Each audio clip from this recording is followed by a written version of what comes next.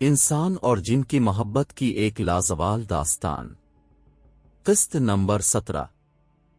رات کی سیاہ تاریکی میں زمیل کو پکارتی حائفہ کی آواز میں ایسا کچھ تھا کہ وہ جو خود سے عہد کر کے وہاں سے آیا تھا کہ اب اس کی پکار پر وہ کبھی واپس لوٹ کر اس کے پاس نہیں گا۔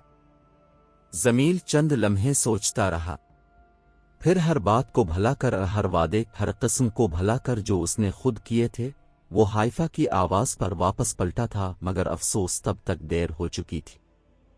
حائفہ جو دیوانوں کی طرح زمیل کو پکارتے ہوئے بنا اپنے ارد گرد دیکھے بھاگتی جا رہی تھی، یہ بھول گئی تھی کہ وہ چھت کے اس کنارے تک چلی گئی ہے جس کی دیوار کچھ دن پہلے ہی ٹوٹی تھی۔ آنسوؤں سے بھری دھندلائی آنکھوں کے ساتھ وہ اگلے ہی لمحے چھت سے نیچے گر گئے، اور گرتے ہوئے اس نے زمیل کو بہت دردناک آواز میں پکارا تھا۔ زمیل نے حائفہ کو دیکھا جو گھر کے صحن کے میں خون میں لت پت پڑی تھی۔ وہ جلدی سے اس کے پاس آیا، حائفہ کے وجود میں اپنی بانہوں میں بھرا، اس کا سر اپنی گود میں رکھا جس سے مسلسل خون بہہ رہا تھا۔ دیکھو حائفہ، اپنی آنکھیں کھولو اور دیکھو میں آ گیا ہوں۔ ایک بار اپنی آنکھیں کھول دو، میں دوبارہ کبھی تم کو چھوڑ کر نہیں جاؤں گا۔ میری پیاری حائفہ، میری طرف دیکھو، تم چاہتی تھی نہ میں تم کو یہاں سے لے جاوے، میں آ گیا ہوں۔ ہماری محبت کی خاطر ہے، میری خاطر آنکھیں کھولو۔ حائفہ وہ دیوانوں کی طرح اب پکار تھا۔ تبھی حائفہ نے اپنی آنکھیں کھولی اور اپنے خون آلودہ ہاتھ سے زمیل کا چہرہ چھوا اور پھر اپنی آنکھیں بند کر لی۔ حائفہ، حائفہ آنکھیں کھولو، میں تم کو کچھ نہیں ہونے دوں گا، زمیل نے درد بھری آواز میں کہا۔ آشو کی آنکھ صحن میں کوئی چیز گرنے سے کھلی تھی۔ اس کا دل بری طرح گھبرا رہا تھا۔ اس نے کمرے کی لائٹ آن کی، حائفہ کا بیڈ خالی تھا۔ وہ کمرے سے باہر نکل آئی۔ اس نے جیسے ہی صحن کی لائٹ آن کی، سامنے کا منظر دیکھ کر رات کے سناٹے میں پورے گھر میں اس کی چیخیں گونج اٹھی تھیں۔ وہ بھاگ کر حائفہ کے پاس گئے۔ آپی، کیا ہوا ہے؟ یہ کیا ہو گیا ہے؟ آپی آنکھیں کھولی، اس نے حائفہ کو روتے ہوئے کہا۔ آشو کی آواز سنتے ہی باقی گھر کے افراد بھی صحن میں آ گئے۔ شیخ کمال اور ریان آشو کے پاس پہنچے، جبکہ زبیدہ بیگم برآمدے میں سکتے کی حالت میں کھڑی تھیں۔ بابا جلدی سے گاڑی نکالی، ابھی حائفہ کی نبض چل رہی ہے، ریان نے اس کی کلائی پکڑ کر چلاتے ہوئے کہا۔ اس نے جلدی سے سرخ دوپٹہ اس کے پھٹے ہوئے سر سے نکلتے خون کے گرد لپیٹ دیا اور اس کو اٹھانے لگا، مگر حائفہ کو اٹھا نہ سکا کیونکہ زمیل اس کو اپنے حصار میں لیے بیٹھا تھا، اور ریان اپنی جگہ پریشان ہو رہا تھا کہ وہ اس کو اٹھا کیوں نہیں پا رہا ہے۔ اتنی دیر میں قہوت بھی وہاں پہنچ گیا۔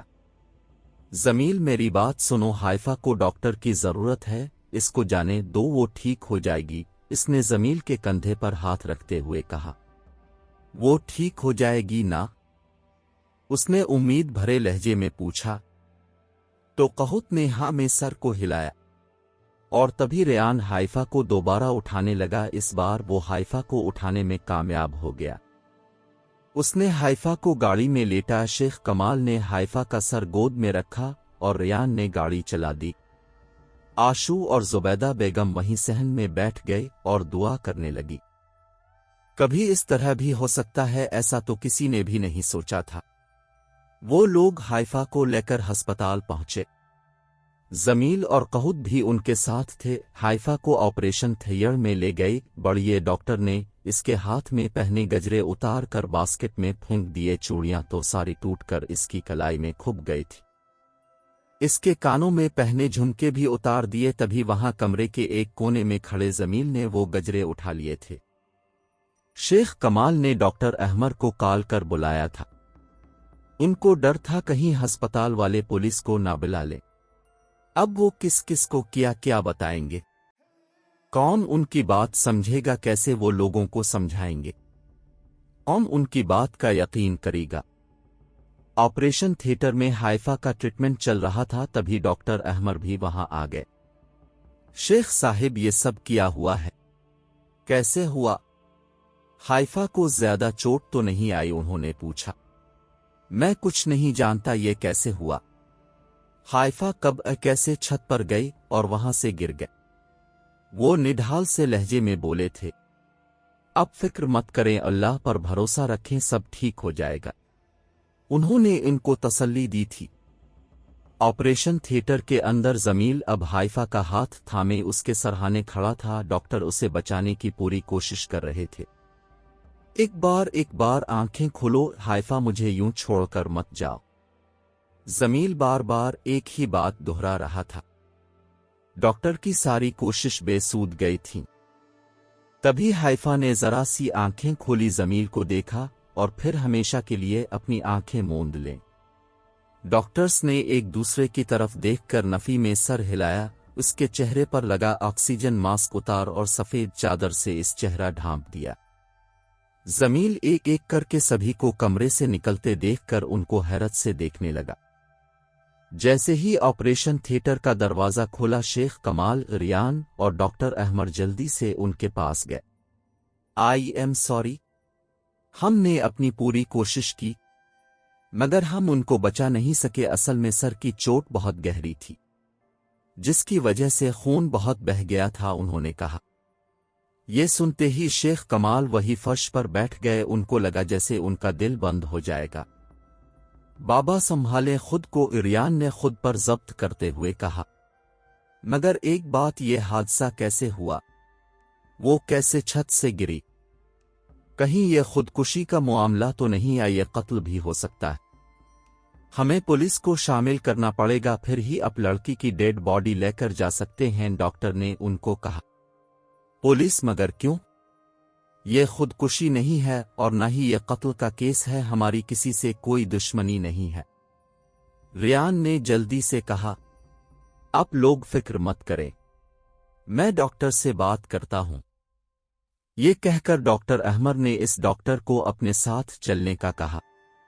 मेरा नाम डॉक्टर अहमद है, मैं माहिर नफ्सियात हूं। असल में डॉक्टर साहिब, ये लड़की मेरी पेशेंट रह चुकी है, मेंटली तौर पर थोड़ी सी डिस्टर्ब थी। अब प्लीज इस मामले में पुलिस को शामिल मत करें, इसने इल्तिजाया लहजे में कहा। मगर डॉक्टर अहमद, हम भी मजबूर हैं, हमें जवाब देना होता है, हम ऐसे कैसे डेड बॉडी लेकर जाने दें, डॉक्टर ने कहा। जब किसी तरह भी डॉक्टर न माना तो डॉक्टर अहमद ने अपने दोस्त को फोन किया जो एसपी था। उसने सारा मामला इसको बताया। डॉक्टर अहमद जानता था कि शेख कमाल की फैमिली तो पहले ही मुश्किलात का शिकार है, ऊपर से हाइफा की मौत और फिर ये पुलिस का मामला सबसे ज्यादा परेशान कुन था। हाइफा की मैयत बाहर लाई जा चुकी थी। शेख कमाल की हिम्मत नहीं हो रही थी कि वो चादर उठाकर इसका चेहरा देख सके। कहुत, ये डॉक्टर क्या कहकर गया है? जमील ने कहुत से पूछा। मेरी हाइफा ठीक है ना, इसको कुछ नहीं हुआ है ना? तुमने कहा था कि वो यहां आएगी तो ठीक हो जाएगी, बताओ ना कहुत, ऐसा ही है ना? उसने कहुत से पूछा।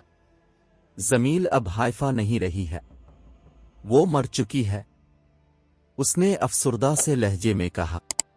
नहीं, तुम झूठ बोल रहे हो, मेरी हाइफा नहीं मर सकती है, वो मुझे छोड़कर नहीं जा सकती। ये तो डॉक्टर ने नींद की दवा दी है इसलिए सो रही है। देखो जरा, मरा हुआ इंसान ऐसा होता है। मेरी हाइफा तो सो रही है, वो हाइफा काफ चेहरे से चादर हटाकर बोला था। जमील, समझने की कोशिश करो, हाइफा अब नहीं रही है, इसने कहा।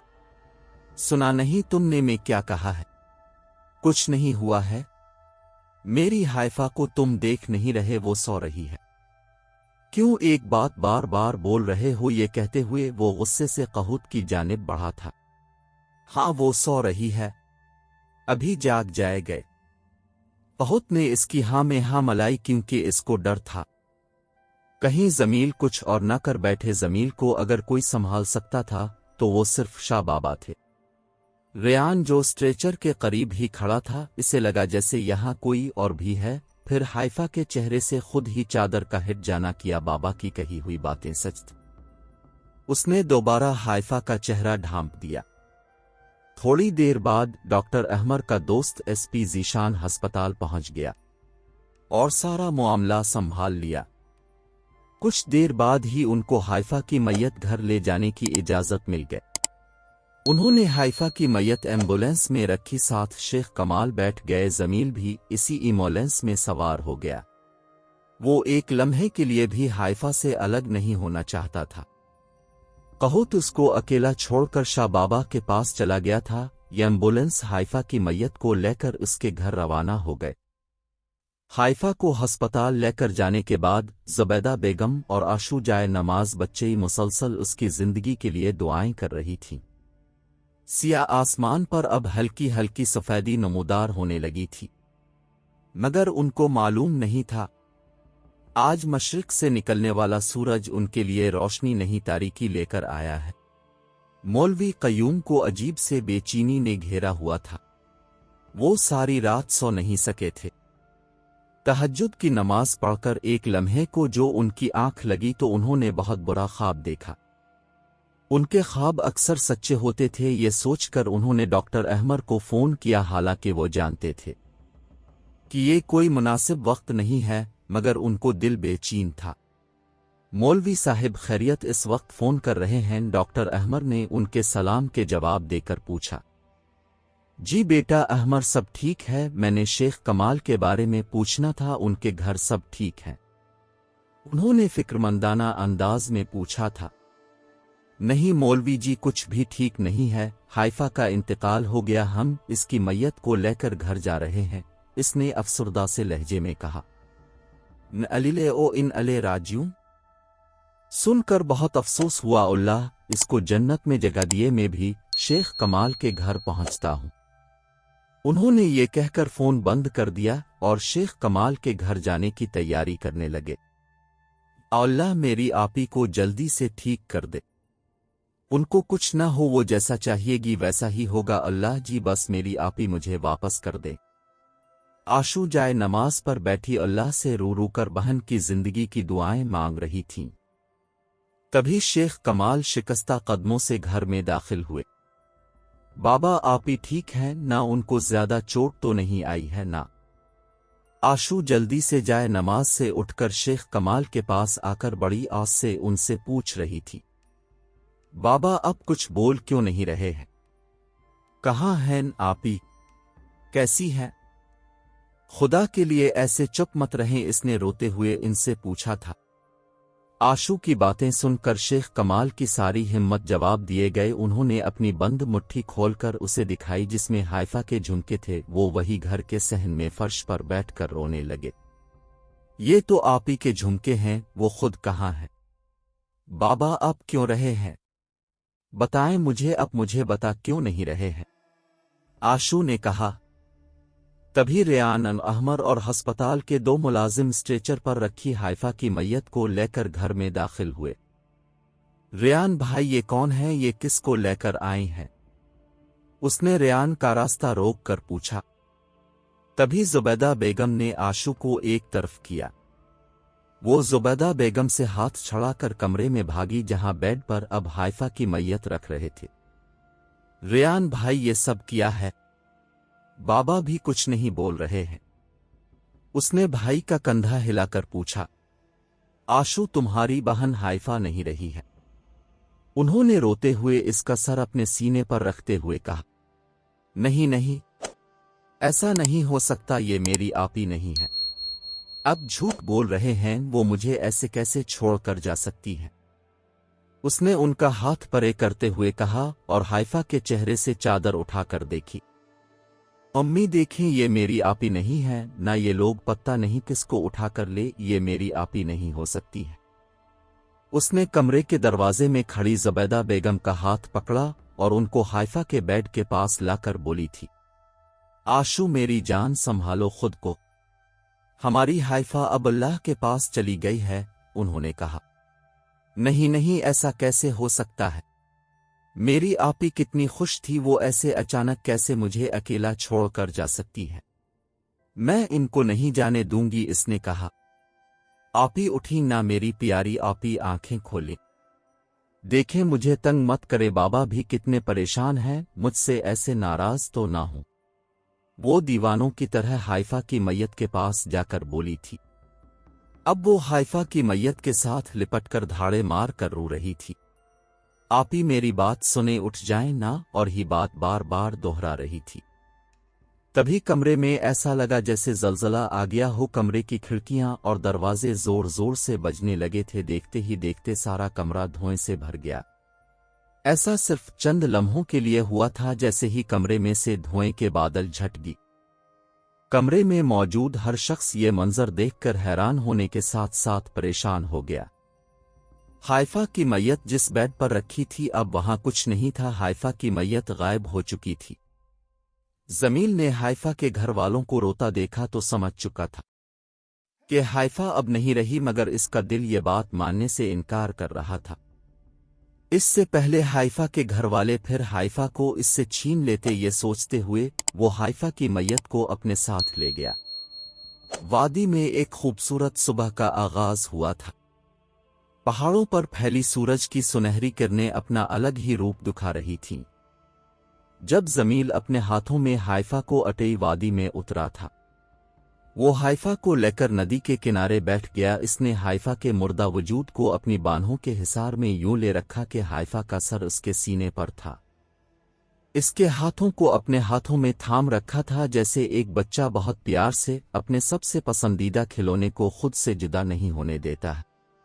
بالکل ایسے ہی زمیل بھی اس کو خود میں سمیٹ کر بیٹھا تھا اور بار بار اس کے سر کو چوم رہا تھا، جس پر اس نے اپنی تھوڑی رکھی تھی۔ کتنے ہی آنسو اس کی آنکھوں سے بہہ کر حائفہ کے بالوں میں جذب ہو رہے تھے۔ کب تک ایسے خاموش رہو گی؟ دیکھو میں نے اپنا وعدہ پورا کر دیا، تم کو یہ جگہ بہت پسند ہے نا، میں تم یہاں لے آیا ہوں، پھر بھی تم اپنی آنکھیں نہیں کھول رہی ہو، ایسے کوئی کسی سے ناراض ہوتا ہے؟ دیکھو تمہارا زمیل کتنا پریشان ہے، اب اسے مت ستو، اٹھ جاؤ۔ اس نے حائفہ کے چہرے سے بال پیچھے کرتے ہوئے بہت محبت سے یہ بولا تھا، مجھے معلوم ہے تم مجھ سے ناراض ہو، میں تم کو چھوڑ کر جا رہا تھا، مگر اب پکا وعدہ میں کہیں نہیں جاوے گا۔ اٹھ کر دیکھو تمہارے بنا تمہارے زمیل کی کیا حالت ہے۔ تم مجھ سے بہت محبت کرتی ہو نا، پھر بتو ایسا کیوں کر رہی ہو؟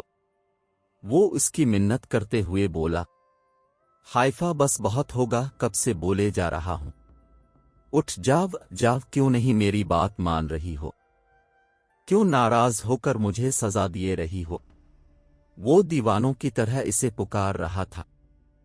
اس دل دہلا دنی والی کہانی بقیہ آخری حصہ اگلی قسط میں ملاحظہ کیجیے۔ بہت بہت شکریہ۔